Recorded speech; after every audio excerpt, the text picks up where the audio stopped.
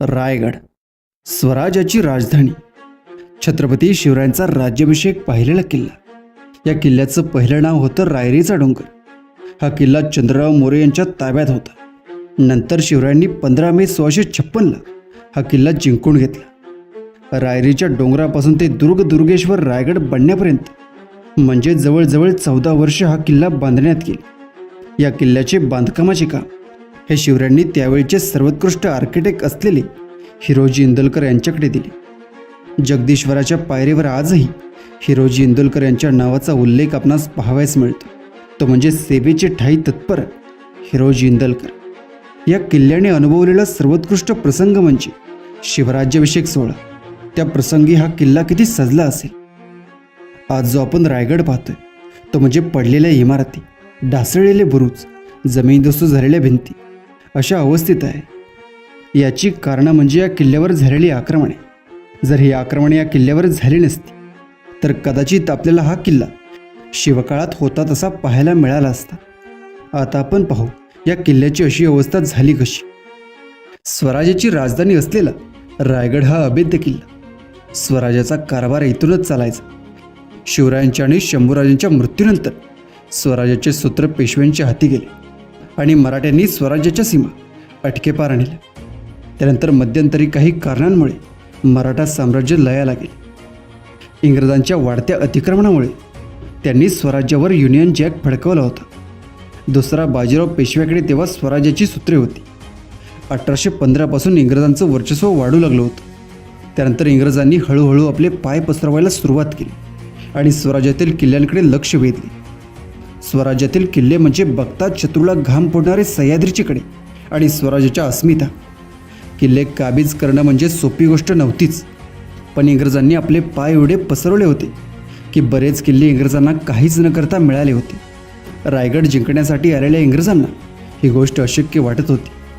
पण गनिमी कावा करून निर्माण केलेल्या स्वराज्याच्या राजधानीला एकाने फितूर केली आणि रायगड इंग्रजांच्या ताब्यात गेला. तो फितूर म्हणजे पोटल्याचा डोंगर. त्या रायगडावर झालेल्या हल्ल्याच्या खुणा आजही स्वराज्याची आणि शिवरायांच्या पराक्रमाची आठवण करून देतात. सन 1818, 3 वर्षे अगोदरपासूनच रायगडचा अंत जवळ आल्याचं स्पष्ट जाणवत होतं. मराठ्यांच्या शेवटच्या पेशव्यावर सुद्धा इंग्रजांनी ताबा मिळवला होता. इंग्रजांचा एक अधिकारी कर्नल प्रॉथर याने 1818 कोकणातील किल्ले घेण्याचा निर्धार केला होता. त्यावेळी रायगडावर 1000 सैन्याची शिबंदी होती. त्यामध्ये अरबी सैन्याचा भरणा असल्याचे उल्लेख आढळतात. इंग्रजांची एक फौज रायगड घेण्यासाठी महाडकडे निघाली. त्या पलटणीवर मेजर हॉल होता. तो 24 एप्रिल 1818 रायगडाच्या पायथ्याला असलेल्या पाचाडजवळ पोचला. तेव्हा पाचाडला 300 मराठा सैनिक होते. हॉलने त्या सैन्यावर हल्ला केला. त्या हल्ल्यात 20 मराठा सैनिक धारातीर्थी पडले आणि हॉलने पाचाडवर कब्जा केला. त्याच दिवशी प्रॉथरचे सैन्य महाडला येऊन पोचले आणि त्यांनी महाडवर ताबा मिळवला. त्यानंतर दोन्ही सैन्य एकत्र आली आणि त्यांनी रायगडाला वेढा घातला. पण रायगडाला जिंकण्यासाठी हॉलकडे पुरेशी फौज नसल्याचं त्याला वाटू लागलं आणि इंग्रजांनी अजून एक फौज त्याच्या मदतीसाठी पाठवून दिली. ती फौज 4 मेला रायगडच्या पायथ्याला येऊन पोचली. पण तोपर्यंत हॉलने खूप लढ्यासमोरच्या मोर्चावरून हल्ला चढवला होता आणि मराठ्यांचे काही मोर्चे उद्ध्वस्त केले होते. इंग्रजांच्या सैन्याने रायगडाच्या रक्षणार्थ प्रतापगडावरून येणारी मदत थोपवून धरली. पण रायगड सहजासहजी मिळवणं इंग्रजांना अवघड वाटू लागलं. तेवढ्यात त्यांचं लक्ष रायगडाच्या समोर असलेल्या पोटल्याच्या डोंगरावर गेलं आणि बघता बघता डोंगरावर तोफा चढू लागल्या. पोटल्याचा डोंगरही तसा अवघड, पण त्या जागीही इंग्रजांनी तोफा चढवल्या. अभेद्य रायगडावर कब्जा करण्यासाठी पोटलाच्या डोंगराने फितुरीच केली होती जणू. त्यावेळी रायगडावर बाजीरावांच्या पत्नी वाराणसीबाई होत्या. इंग्रजांनी पोटल्याच्या डोंगरावर तोफा चढवल्यावर वाराणसीबाईंना रायगड सोडण्याचा इशारा दिला. पण त्यांनी रायगड सोडण्यास साफ नकार दिला. पोटल्याच्या डोंगरावरून रायगडावर हल्ला करणं इंग्रजांना सोपं झालं होतं. त्यातून वाराणसीबाईंनी गड सोडण्यास नकार दिला आणि रायगडावर इंग्रजांच्या तोफांचा मारा सुरू झाला. बघता बघता रायगडाचा एक एक बुरुज निखळला जाऊ लागला. मराठ्यांकडून प्रतिकार सुरूच होता. पण इंग्रजांच्या तोफेपुढे मराठ्यांची तुटपुंची युद्धसामग्री तग धरू शकली नाही आणि रायगड धुपत राहिला. स्वराज्याचा लेखाजोखा असलेला दप्तरखाना पूर्ण जळून खाक झाला होता. 4 मे 1818 सायंकाळी 4 वाजण्याच्या सुमारास इंग्रजांच्या तोफेतून एक गोळा सुटला आणि वाराणसीबाईंच्या वाड्याने पेट घेतलं. मराठ्यांच्या आणि स्वराज्याच्या पाऊलखुणा हळूहळू मराठ्यांच्या डोळ्यासमोर धगधगत जळत होते. स्वराज्याचा लेखाजोखा असलेलं दप्तरखाना पूर्ण जळून खाक झाला होता.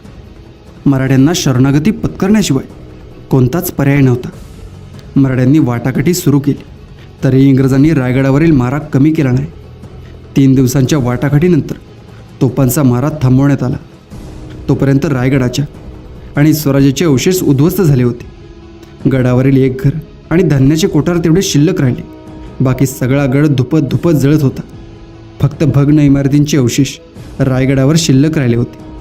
10 मे 1818ला कर्नल प्रॉतर रायगडावर आला. त्याच्या समोरच मराठा साम्राज्याचे शिलेदार आणि रायगडाशी इमान राखलेल्या मावळ्यांना खाली माना घालून गड सोडावा लागला. त्यानंतर रायगड इंग्रजांच्या ताब्यात गेला आणि दुसऱ्या बाजीरावांच्या पत्नी वाराणसीबाई तहाच्या अटीनुसार पुण्याला रवाना झाल्या. पण स्वराज्याचं वैभव आपल्या हातातून इंग्रजांनी हिसकावून घेतलं होतं.